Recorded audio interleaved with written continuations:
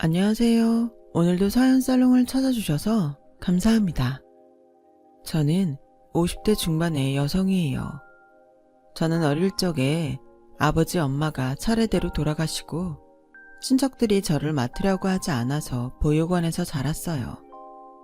처음에는 삼촌들 이모들이 믿기도 했지만 시간이 지나면서 잊어버렸죠.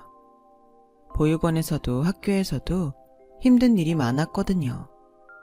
학교에서는 제가 보육원에 있다는 걸 알면 아이들이 놀아주지 않았어요. 저도 모르게 소문이 나서 주변 애들 모두 저를 피하더라고요. 보육원에서도 아이들끼리 기싸움 같은 게 있어서 편하지 않았죠. 그런 시간들을 보내며 저는 희망을 조금씩 잃고 있었어요. 그러던 어느 날 보육원을 맡을 새 수녀님이 오셨어요. 원래 보육원을 맡았던 수녀님은 지병 때문에 요양원에 가셨다고 했어요. 새로 오신 수녀님은 저희 잠자리 이불부터 다 바꾸시고 공부할 공간도 따로 마련해 주셨어요. 얘들아, 니네가 지금도 잘하고 있지만 좀 더 규칙적으로 공부를 하면 훨씬 좋을 것 같아. 그러니까 여기 수녀님이 적어준 순서대로 공부방을 이용하는 거야. 알았지? 수녀님은 우리가 공부하는 데에 신경을 많이 써주셨고 먼저 책 읽는 모습을 보여주셨어요. 저와 다른 아이들도 덩달아 같이 공부하고 책을 읽게 됐죠. 그 후로 저는 학교에서 소외를 당하고 외로우면 책을 붙잡게 됐어요. 그랬더니 성적이 점점 올랐고 고아라고 무시하던 애들도 저를 보는 눈빛이 달라졌어요. 중학교 때는 반에서 5등 안에 꼭꼭 들었고 선생님들은 그런 제가 기특했는지 일부러 공부를 봐주기도 하셨어요.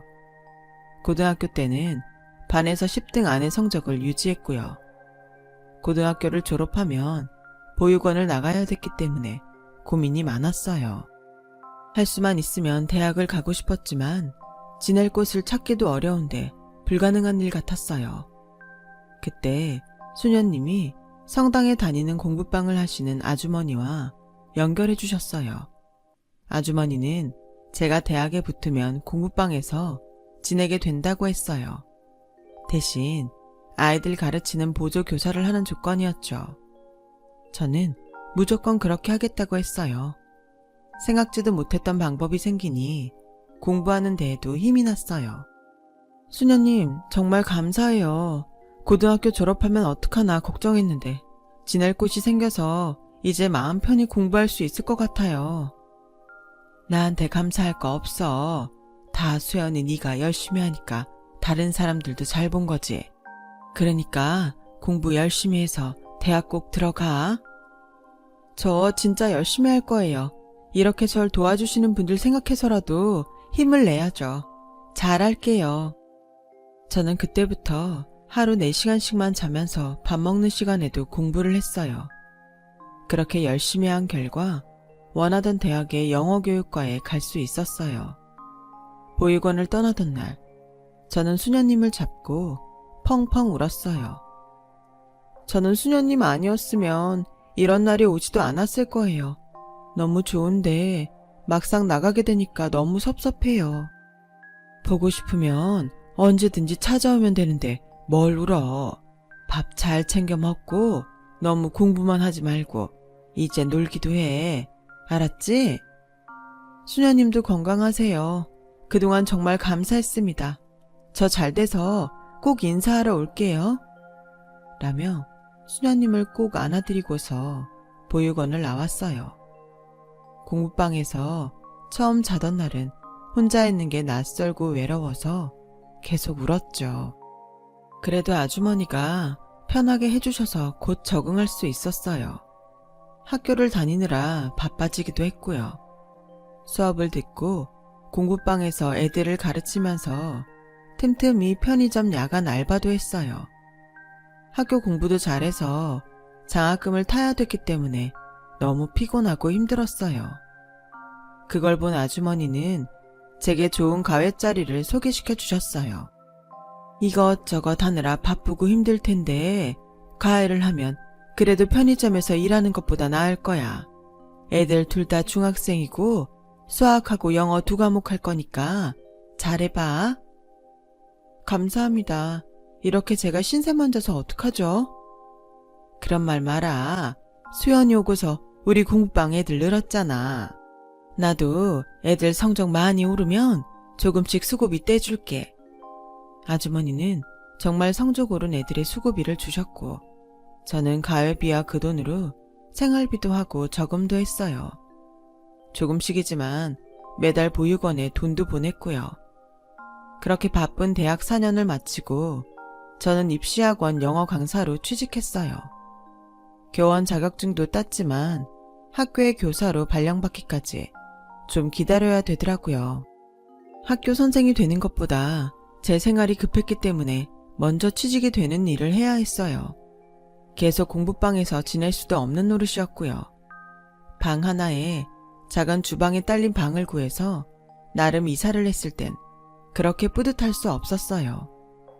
본격적으로 학원 일을 하면서 보육원에 정기적으로 보내는 돈도 늘렸어요. 명절이면 아주머니도 찾아뵙고요.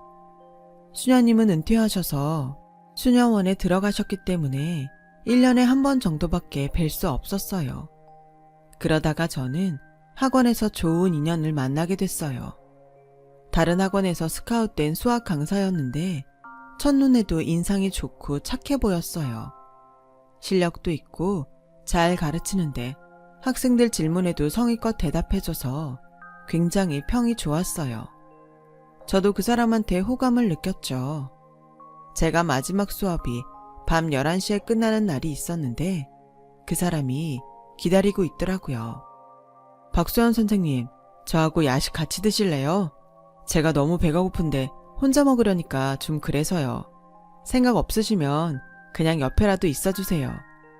라는데 그 모습이 그렇게 순수해 보일 수가 없었어요. 저희는 그날 첫 만남을 시작으로 자연스럽게 사귀게 됐고 1년 정도 만남을 이어간 후에 그 사람이 저에게 청혼을 했어요. 나도 종호 씨하고 결혼하고 싶은데 내가 어떤 처진지 알잖아.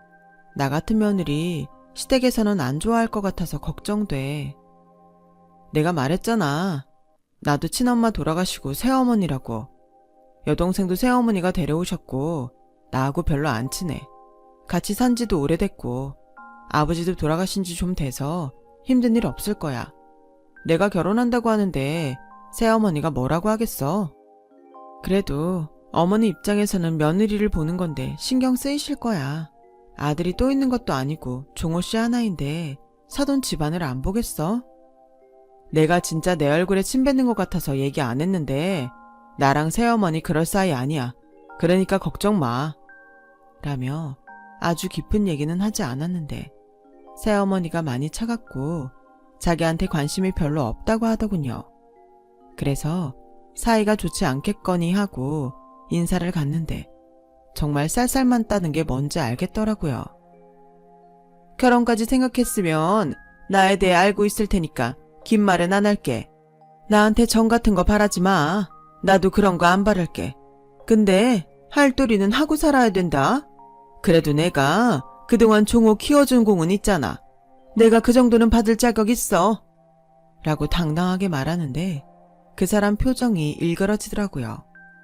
나중에 들으니 시어머니는 그 사람을 제대로 돌봐준 적이 없었대요. 항상 자기 딸만 챙겼고 딸한테는 온갖 비싼 거 다 해주면서도 그 사람한텐 용돈도 제대로 준 적이 없다는 거였어요. 다 지난 일이고 나한테 그런 건 괜찮지만 결혼해서 당신한테 그러면 나도 그땐 참지 않을 거야. 새어머니가 이상한 짓 하면 바로 나한테 말해. 라고 했지만 그 당시만 해도 저는 제가 남편하고 시어머니 사이를 편하게 해주면 좋을 것 같다는 순진한 생각을 하고 있었어요. 그래서 결혼 후 학원 다니느라 바쁘면서도 시어머니가 집에 불러 도우미처럼 부려먹는 것도 묵묵히 참았었죠. 시어머니는 학원으로 전화까지 해서 자기 친구 딸 결혼 부조금을 저한테 달라고 하더군요. 어머니, 그건 어머니 용돈에서 하시면 안 될까요? 제가 어머니 말씀하신 것보다 더 넉넉하게 드리잖아요. 용돈 드린 지 얼마 안 됐고요. 저도 계획이 있고 저희 생활비도 써야 해서요. 너 되게 웃긴다. 내가 50만 원을 달랬니? 100만 원을 달랬니? 그깟 10만 원을 더 준다고? 니네가 생활을 못하지도 않을 거면서 그렇게 야박하게 구니? 막말로 내가 종호 친어머니여도 이랬겠어? 그런 게 아니에요. 제가 어머니가 그 사람 친어머니 아니라고 그럴 거면 그 사람 몰래 돈을 더 드리지도 않았죠. 저희도 적금 들어가고 보험 들어가는 것도 있고 대출도 갚아야 돼요. 생활비가 넉넉한 게 아니라서 사실대로 말씀드리는 거예요. 니네가 뭘 그렇게 먹고 쓰고 살 일이 많다고 그러냐? 니네 가만 보면 진짜 해놓고 사는 거 가관이더라. 아주 남들 하는 건 다 하려고 하던데 니들한테 그게 어울린다고 생각하니? 아니 닦아놓고 얘기해서 니들이 김치에 밥 마른 것만 먹고 살아도 감지덕지지. 특히 너 안 그래? 보육원에서 살다가 지 집 갖고 사는 것만도 황송해야지. 뭘 그렇게 해놓고 살려고 하는 게 많아. 좀 주제에 맞게 해놓고 살아. 라며 소리를 지르더니 전화를 끊더군요. 저희는 그때 20평짜리 전셋집에 살고 있었고 사치를 부리는 것도 없었어요. 남들 하는 것만큼만 하고 살았고 더 안 쓰고 살았죠. 시어머니 눈에는 그것도 저희한테 감지덕지라는 건데 정말 기분 나빴지만 그래도 참는 데까지 참아보자고 생각했어요. 남편이 시어머니를 싫어해서 명절 때도 잘 안 가려고 하니까 시어머니는 남편을 주변에 나쁘게 말했거든요. 그런데 제가 그런 얘기를 남편한테 하면 분명히 한 소리 할 거고 그러면 시어머니는 남편을 더 나쁜 사람을 만들 테니까요. 하지만 제가 참는 것도 딸을 낳으면서 끝이 났어요. 시어머니는 제가 아이를 낳고 병원에 있는 동안 한 번 들여다보질 않았고 어떻게 이럴 수가 있냐고 전화로 한마디 하는 남편한테 아들도 아니고 그까지 딸 낳은 거 가지고 어디 오라 말아야. 너는 우리 시영이 잘 사냐고 한번 물어보길 했니? 그래놓고 지금 네 마누라 안 보러 왔다고 큰소리 내는 거야. 하여간 어릴 때부터 싸가지 없고 하는 행동마다 밥맛이더니 커서도 다를 게 하나도 없네. 싹수가 노랗다는 말이 딱 맞아. 니들 딸인데 똑같겠지 어련하겠니? 별것도 아닌 것들이 바라는 것도 많다. 끊어! 그때부터 저도 시어머니한테 기본적인 용돈만 보냈고 전화가 와도 받지 않았어요. 저한테 뭐라고 하는 것까지는 참겠는데 갓 태어난 아이한테 막말을 한 건 용서가 안 됐거든요. 남편과 시어머니 사이를 좋게 해보자고 생각한 건 정말 큰 실수였어요. 시어머니는 그런 일반적인 생각이 통하지 않는 사람이었죠. 그리고 한동안 잠잠하다 싶었는데 딸아이 돌이 지나고 청천벽력 같은 일이 일어났어요. 저희도 모르게 저희 살던 집에 다른 사람이 계약을 한 거였어요. 너무 놀라서 집주인에게 알아보니 시어머니가 우리가 나간다고 했다면서 우리와 연락을 하려고 해도 자기한테 맡겼다고 했다는 거였어요. 저나 남편은 계속 수업이 있으니 통화를 하려고 해도 안 되는 때가 많았고 시어머니는 아들이 써준 거라고 위임서에 도장을 찍은 거 보여주고 도장까지 갖고 다니니 주인도 믿었다는 거죠. 너무 기가 막힌 남편과 저는 아이를 업고 시어머니한테 가서 따졌어요. 시어머니는 눈 하나 깜짝 안 하고 아무렇지도 않게 시영이 애가 둘이고 이제 유치원 들어가는데 집이 좁다잖니? 걔가 원래 좁은 데에서 못 지내는 애야. 그리고 몸도 약해서 아줌마도 써야 하는데 집이 좁으면 일하는 아줌마들도 무시하고 뒤에서 흉본대더라. 그러니 더 넓은 집으로 이사 가야 되지 않겠어? 근데 그걸 왜 우리 전세를 빼서 해줘요? 그게 새어머니 돈이에요? 다 제가 벌어서 모은 돈이에요. 얘가 어디서 큰 소리를 지르고 그래? 야, 네가 내가 해준 밥을 얼마나 많이 먹고 컸는데 네가 벌어서 모은 돈 소리가 나와? 네가 내 밥 안 먹었으면 지금 그 돈은 벌었을 것 같니? 그리고 그 돈 얼마 되지도 않던데 뭘 생색이야?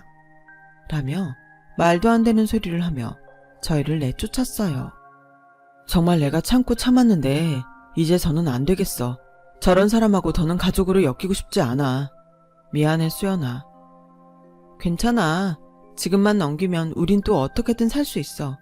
당신이나 마음 편한 대로 정리하고 너무 신경 쓰지 마. 스트레스가 더 안 좋아. 라며 서로를 위로했어요. 저희는 적금과 보험을 모두 깨고 저금했던 것까지 모아서 방 2개짜리 옥탑 전세를 얻었어요. 꼭대기층이라서 여름에는 덥고 겨울에는 춥겠지만 반지하보다는 아이에게 나을 것 같았어요. 남편은 정말 새 시어머니와 결별하려고 변호사에게 상담을 했지만 친생자 관계가 아니라는 걸 증명을 해도 쉽지 않다는 말에 일단 포기를 할 수밖에 없었어요. 그렇게 오랜 기간 싸울 형편도 안 됐고요. 저는 아이가 어린이집에 갈 때까지 전에 신세졌던 아주머니네 공부방에서 아이들을 가르치며 생활비를 벌었어요. 그리고 아이가 어린이집에 가면서부터 다시 학원에 나갔죠. 한 3년 정도 정신없이 살고 있는데 아주머니가 저와 남편을 부르셨어요. 내가 우리 고모 돌아가시고 유산을 좀 받았거든. 그래서 공부방 말고 정식으로 학원을 하고 싶은데 같이 했으면 좋겠어. 수연이라면 내가 뭐든 믿고 맡길 수 있고 종호 씨도 잘한다고 소문났잖아. 내가 이젠 가르치는 거 힘들고 관리나 하려고 해. 그러니까 우리 한번 같이 해보자. 응? 저와 남편은 고민 끝에 아주머니와 함께 하기로 했어요. 아무리 남편이 잘 가르치고 입소문이 좀 났다고는 해도 새로 여는 학원의 학생들이 얼마나 찾아올지 여러모로 위험도 있었지만 저희가 열심히 해서 잘만 되면 지금보다 수입도 훨씬 나을 것 같았어요. 물론 어려운 일은 다 각오했고요. 저희는 아주머니와 함께 학원을 시작했고 남편과 저는 전적으로 학원에 매달렸어요. 특히 남편은 새벽부터 밤 늦게까지 학원 홍보도 하고 강사들과 학생들 관리도 하고 교재도 꼼꼼히 살피면서 온 힘을 쏟았어요. 그렇게 열심히 한 결과 저희 학원은 6개월도 안 돼서 안정적이 되었고 동네뿐 아니라 다른 지역에서도 학생들이 다니기 시작했어요. 아주머니는 정말 좋아하셨고 덕분이라며 남편에게 부원장 직함을 줬어요. 이렇게 빨리 자리 잡을 줄 몰랐는데 이게 다 김종호 선생 덕분이야. 내가 직원도 더 뽑을 거니까 앞으로는 일도 나눠서 하고 좀 편하게 지내. 수연아, 너도 열심히 해줘서 정말 고마워. 네가 영어 잘 가르친다고 여기저기 소문 다 나서 내가 유압 시장만 가도 어깨가 으쓱해. 새로운 애들 성적이 올라야 학원 평판도 좋아질 텐데요. 지금까지 해온 거 까먹지 않게 더 열심히 잘할게요. 아우 됐어. 지금보다 뭘 더 어떻게 해. 여기 계속 다닌 애들 성적이 많이 올라서 그것만으로도 충분해. 다른 애들도 오를 거야. 두고 봐. 라고 하시며 저희에게 보너스도 두둑히 챙겨주셨어요. 저희는 강사를 뽑을 때 실력과 강의 능력을 굉장히 꼼꼼히 살펴봤고 그래서인지 학원 인기는 갈수록 더 높아졌어요. 주변에 학원들이 많아서 경쟁이 치열했는데도 저희 학원 학생 수가 다른 데보다 훨씬 많았죠. 그러면서 자연스럽게 저희 수입도 늘더라고요. 5년 후 번듯한 집으로 이사를 갔어요. 이사 가기 전날 유치원 다니는 딸과 남편과 함께 가족끼리 저녁 식사를 했죠. 시어머니한테 전세비를 강제로 빼앗기고 옥탑으로 왔을 땐 언제 집다운 집을 마련할지 눈앞이 캄캄했는데 이런 시간이 오니 마음이 벅차오르고 눈물이 났어요. 건강하게 잘 자라준 딸도 너무 고마웠고요. 엄마도 아빠도 바빠서 많이 놀아주지도 못했는데 명랑하고 밝게 커주니 대견하고 그저 예쁘기만 했죠. 오랜만에 새 식구가 좋은 시간을 보내고 집에 돌아왔는데 생각지 못한 사람이 집 앞에 있었어요. 바로 시어머니였어요. 왜 이렇게 늦게 다니니? 애도 어린데 여기서 한참을 기다렸잖아. 못 만나고 가나 싶었는데 다행이다. 라며 어제 본 것처럼 뻔뻔하게 말을 하자 남편은 금세 얼굴이 굳어서 상대도 안 하고 집으로 들어가 버렸어요. 저도 딸 손을 잡고 얼른 집으로 들어가려는데 시어머니가 제 팔을 덥석 잡았어요. 오랜만에 만났는데 인사도 안 할 거야? 지금 그냥 들어가 버리면 나 니네 학원 알아내서 거기도 쫓아갈 거야. 라는 말에 저는 딸을 먼저 들여보내고 시어머니와 집에서 좀 떨어진 데로 나왔어요. 듣자하니 니네 돈 좀 번 거 같은데 그동안 나한테 생활비 안 보낸 거 이번에 한꺼번에 받아야겠다. 그게 무슨 말도 안 되는 소리예요. 저희가 생활비를 왜 줍니까? 저희 전세 뺏어간 거 잊으셨어요? 그날로 어머니하고 저희는 끝인 거예요. 언제 누가 끝났다고 하니? 나는 그런 적 없다. 너희가 일방적으로 말도 없이 사라져서 늙은 사람 부양도 안 했잖아. 아무리 내가 계모라고 해도 그러는 거 아니다. 백날 애들 가르친다면서. 니네 인상은 왜 그 모양이야? 사람이 돼야지. 말 같지도 않은 소리 그만하세요. 저희한테 그런 거 요구하시면 안 되죠. 본인이 어떤 짓을 했는지 좀 생각해 보세요. 한 번만 더 와서 이러면 저도 가만 안 있어요. 아이고야, 이제 협박도 하냐? 네가 뭘 어쩔 건데? 남편이 무서워서 상대 안 하는 줄 알아요? 당신네들 더러워서 상종 안 하는 거예요. 제가 그러라고 했고요. 이제 저도 안 참습니다. 행패 부린다고 경찰에 신고할 거고요. 저희 전세 빼앗아 간 것도 어떻게든 다 고소해버릴 거니까 알아서 하세요. 라고 따끔하게 말했더니 당황해서 가버리더라고요.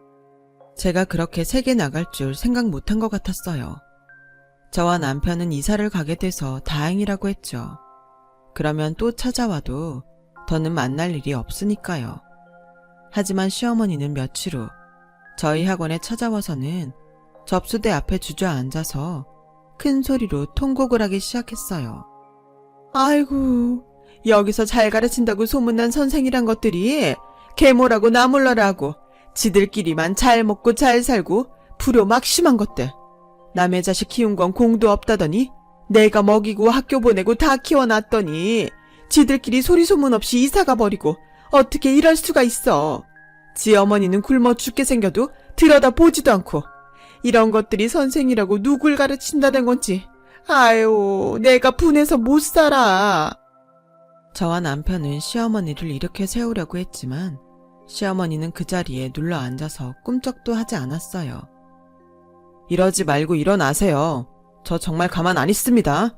이렇게 점잖게 말하는 거 마지막이에요. 라는 남편 말에 시어머니는 더 크게 소리를 지르며 그래, 아주 막 나가자는 거지? 네가 지금 하는 건 점잖은 거냐? 이젠 너도 협박하면서 널 키워준 사람을 나쁜 사람으로 만들 거냐? 저번에 네 마누라가 날 협박하더니 너도 그새 배웠냐? 그래, 어디 해볼 테면 해봐. 라며 억지를 쓰는데 그때 아주머니가 제복경찰 2명과 나타나셔서 그래, 어디 해봅시다. 남의 일터에 와서 회방이나 하고 말이야.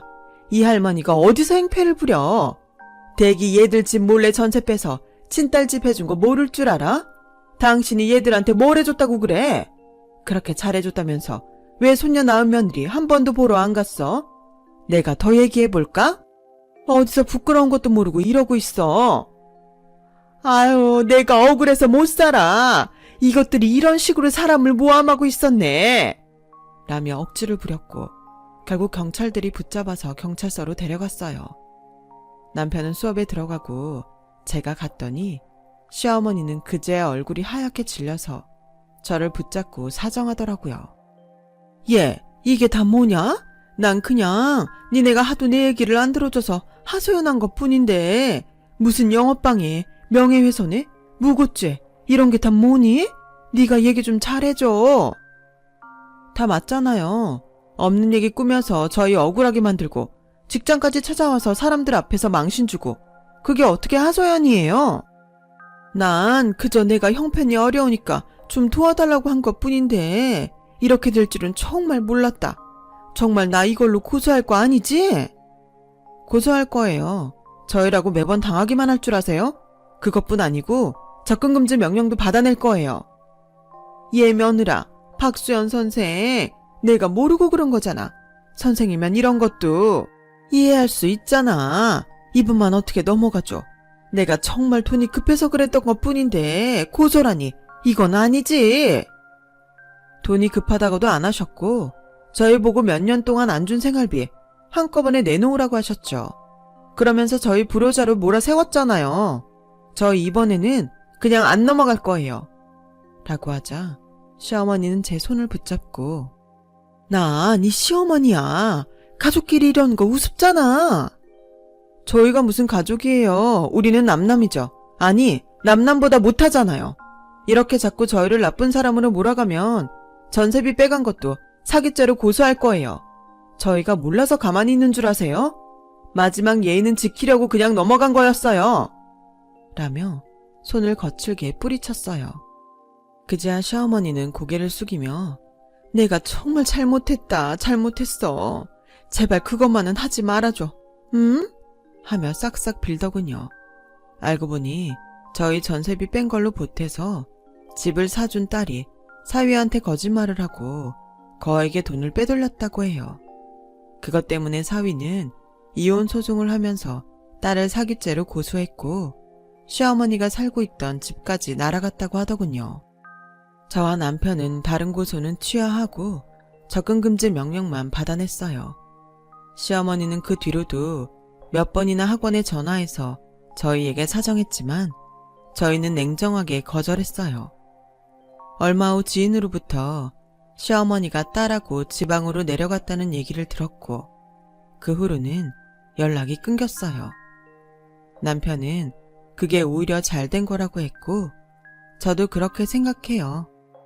학원은 다른 지역에 분원을 내서 제가 그곳 원장이 됐고 지금까지도 잘 해오고 있답니다.